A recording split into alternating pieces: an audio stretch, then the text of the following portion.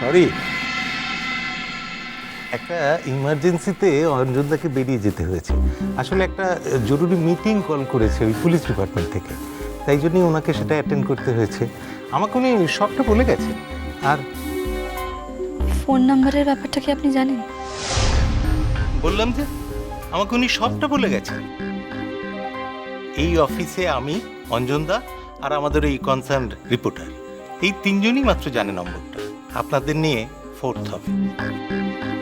তবে প্লিজ, এই একটাই মাত্র ক্লু আমাদের হাতে আছে।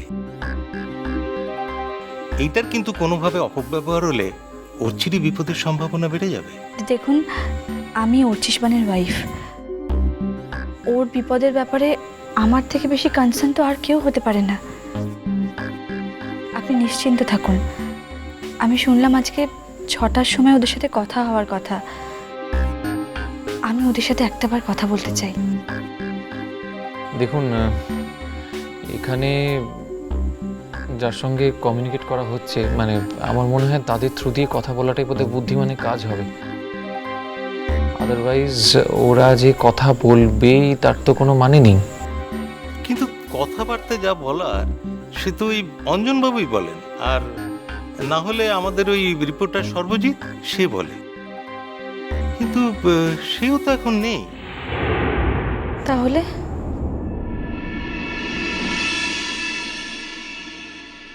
আপনি না হয় ওর স্ত্রীর পরিচয় দিয়ে একটা SMS করে আগে থেকে। আসতে পারি?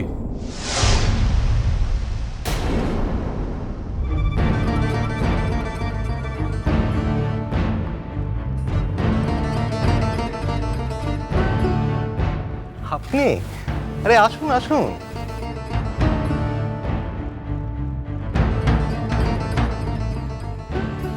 তোমরা কতক্ষণ এসেছো? এই কিছুক্ষণ আগে। আচ্ছা, ওর কি এখানে কোনো দরকার আছে? না হলে ওকে বাইরে অপেক্ষা করতে পারে ও। না না না, ও বাইরে কোথায় যাবে? ও এখানেই থাকুক। বাহা, তুই এখানটা বস, এখানটা বস। মেজবাবু, এখন বসবার সময়টো লাই ও নম্বরটা। ঠিক আছে, দেখছি দেখছি। বলছিলাম যে আমাদের পরিবারের জন্য কোনো খবর আছে? অঞ্জনবাবু নেই শুনলাম, কোথায় গেছেন? এই ব্যাপার নিয়েই তো মিটিংয়ে আছেন অঞ্জনদা।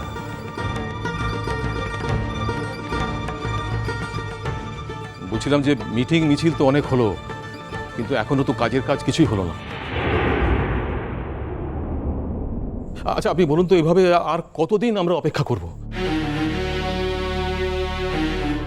এইরকম একটা দম বন্ধ করার অবস্থায় কদিন থাকা যায়? আপনি বলুন না। আমি তো সবই বুঝতে পারছি, কিন্তু প্রশাসনই যেখানে কিছু করে উঠতে পারছে না, আর কিছু যে করতে পারছে না, সেটা তো অর্চির ক্ষতির আশঙ্কাতেই, তাই না? কিন্তু এইভাবে মন তো মানছে না। রোজই ভাবছি একটু করে আজ হয়তো একটা আশার খবর পাবো, হয়তো একটা খবর পাবো, কিন্তু কিচ্ছু হচ্ছে না।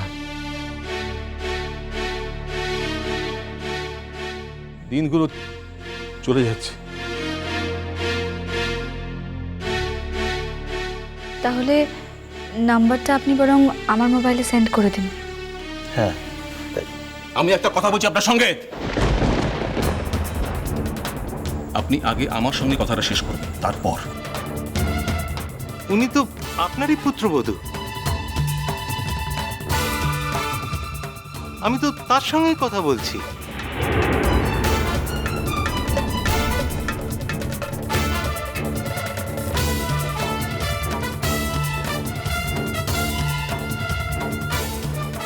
যাক, বুঝতে পারছি আপনাদের মনের অবস্থা, তাই আচ্ছা, আপনি আর কিছু বলবেন? হ্যাঁ, বলবো তো বটেই।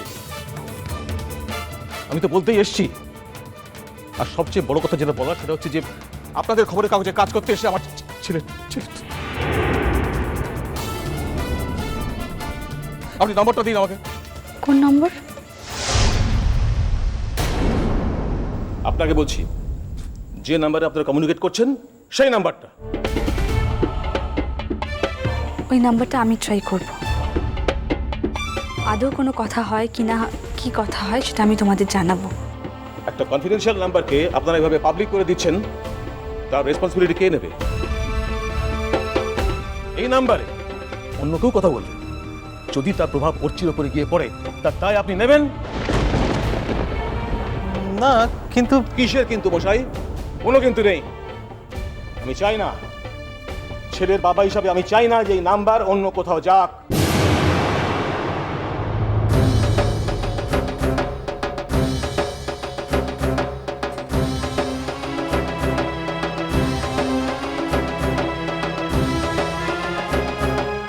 নাম্বারটা দিন মিস্টার বাসু।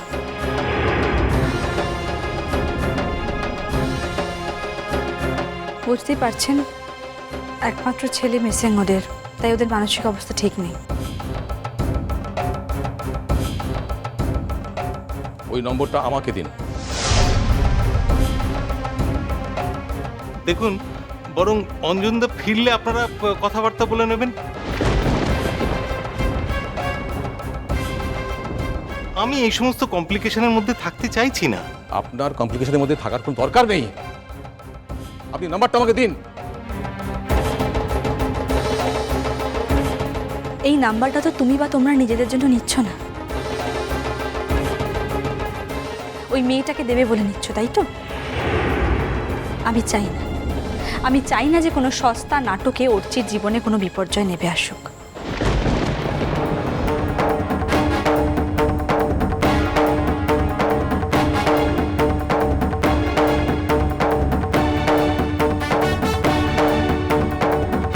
তুমি চাও না মানে? তোমার চাওয়ার কি অধিকার আছে? আদৌ আছে কিনা ভেবে দেখেছো? আপনি এইভাবে কথা বলছেন কেন? আপনি এইভাবে কথা বলতে পারেন না।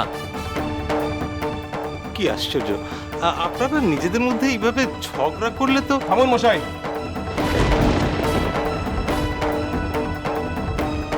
এই কাগজের এগেনস্ট আমি মামলা করব আমি। আমার ছেলেটা, উনি এখানে কি করছেন? বুঝেছি, আমাদের কনফিডেন্সিয়াল ব্যাপারের মধ্যে কথা বলছেন উনি কেন?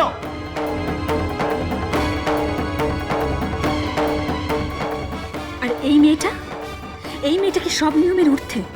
ও এখানে কেন এসেছে? ও এখানে কোন অধিকারে এসেছে সেটা আমি জানতে চাই। কমলিকা, ছাড়ো ওকে, ছাড়ো, হাত ছেড়ে দাও। যদি ও নাটকও করে থাকে তাহলে সেটা একা নিজের মতো করে করেছে, নিজের মতো করে। তুমি কি করছো? তুমি তো প্রহসন করছো, তাও দুদিন বাদে যাকে বিয়ে করবে তাকে নিয়ে করছো। ছি! আপনি সংযত হয়ে কথা বলুন। You shut up! আমি আপনার মুখ থেকে একটা কথা শুনতে চাই না। আমার ছেলের ব্যাপারে মাথা কামাতে আপনাকে কে অধিকার দিয়েছে? উত্তর দিন। মেজবাবু, এখন এসব কথা বলার সময়টা লাইরে। মোর ট্রেনের সময়টা হয়ে যাচ্ছে, তো নম্বরটা দিয়ে কিনে। না, এই নম্বর আপনি আমাকে ছাড়া কাউকে দেবেন না। তার কারণ এখনো আইনত আমি অর্চির স্ত্রী।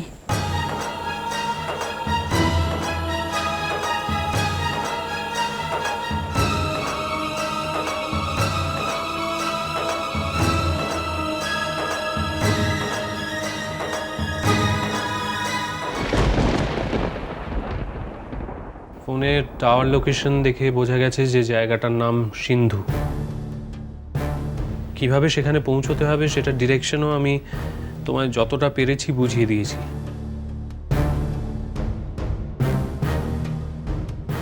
গভীর জঙ্গলটার মধ্যে দিয়ে যেতে তো হবে বাহামণি, রাত তো হবে, কত বিপদ তো ঘটতে পারে।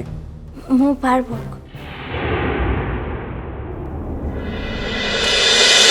মিষ্টি কুটু মিষ্টি কুটু মিষ্টি কুটু।